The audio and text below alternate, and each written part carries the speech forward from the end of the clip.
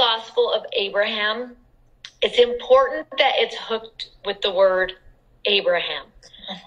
Sometimes we don't think about this. When he talks about being a child of the covenant, we sometimes will go to this.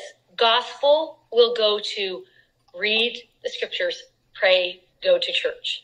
That's true. We'll go to the Beatitudes. Also true. We'll go to all of those places. All of that, yes, that is the gospel. But he specifically said to us the gospel of Abraham, which is really important. And I'm going to tell you why in just 1 second. But we also will use for that phrase, children of the covenant, which we often go to. We think about the temple. We think about those covenants, and those are true. But when we're talking about the covenant of Abraham, there is also something there that should refine how we're looking at those covenants and at this gospel. We've talked about this before, but one of my favorite parts, and I think the part that becomes so important with Abraham and that tie right there, the gospel of Abraham, the covenant, actually happened clear back in Genesis 15. And it was the moment that we have talked about a lot here, where the Lord came to Abraham and said, I'm going to give you this gigantic family. You won't even be able to count them on your fingers. That's how big the family will be. And what I'm going to do is get them home. I'm going to bring you all home. That's my work. That's the family business that we are in, is get everybody home. And in order to do that, there will be things that happen, which are the things that we just talked about, the gospel and the covenants that we're familiar with. But we sometimes forget one important part of the covenant. And it's the part where Abraham sees the whole picture, and then he says to the Lord in Genesis 15, but how will I know that you can do it? And there is this moment of, and we all feel it. Look at your kids and your family and the people you love. And how many times when people talk about this promise of everyone coming home, do we look at our individual kids and say, but how do I know that you will do it? And then a really beautiful thing happens, because he says to Abraham in language that signifies promise. In our day, you would say to me, how do I know you're really going to do it? And if we were in 4th grade, I would say, pinky promise. And then you would know, if I didn't keep up my end of the bargain, you could break my pinky. Okay. That's this funny language that is part of our mankind. And in those days, instead of saying pinky promise, you would say something like this: go get a heifer of 3 years old and a she-goat of 3 years old. And he lists out these 5 things, and cut them in half, but not the birds, and place them next to each other in a line. I know this is overwhelming you for a second, but just stay with me, because something really amazing happens. And then he would lay those out in a line.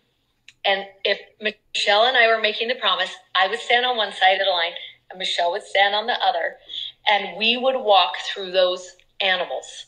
And that would be our covenant to each other, our promise. We would keep that promise. And the promise is, I would say to Michelle, if I don't keep my end of this covenant, you can spill my blood the way we did with these animals. And I would say to Michelle, if you don't keep your part of the covenant, I will spill your blood like all of these animals. It was a little bit like, promises in those days, no one was messing around. Nothing to joke around about, yes. They were serious about it.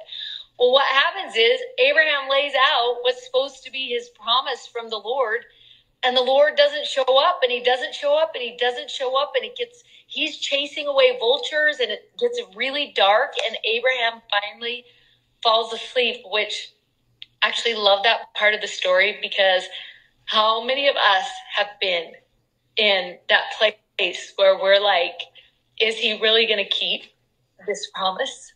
And like, can I trust him to show up in this relationship? And maybe we've asked, where is he right now? And the weight and the darkness of that is exhausting to us. And I love that Abraham describes that.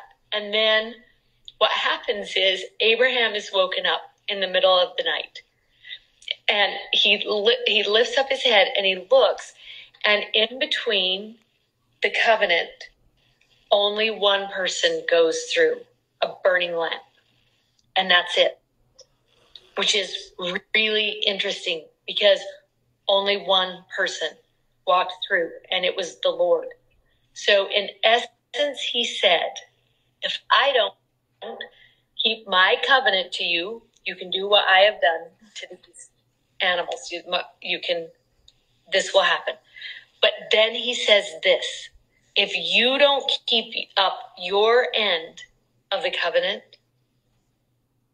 also you can spill my blood to cover that. And we did. He said, I will make up for the part of the covenant you actually can't keep. That is being a child of the covenant. It is a covenant of grace. That's what it is. And when we talk about the gospel of Abraham, we are talking about this power, this enabling strength. This is what comes from our covenants. This is part of what comes, that power that comes from our endowment, is this promise to Abraham and the power of the promise to Abraham, which is so important to us. So then what he's saying is, first of all, gather together for strength. Second of all, the gospel of Abraham is the gospel of the atonement of Jesus Christ. That's the gospel. That's important. And last, in case you're worried those two things are not going to work, the keys of gathering people for strength, the keys of the gospel of Abraham, don't worry, because I'm going to actually bind you all together. Have you ever left a parade? And what do you say to your kids? Hold on to each other so we all make it to the car together, right? How many of us have said that? Which is exactly what he's saying. Listen, bind yourselves to each other. That's how you're going to all get back safely. And all of a sudden, Moses and Elisha, I always forget and Elias and Elijah, all of a sudden, those become really important, because that's how we're going to get back home, is through that. What are your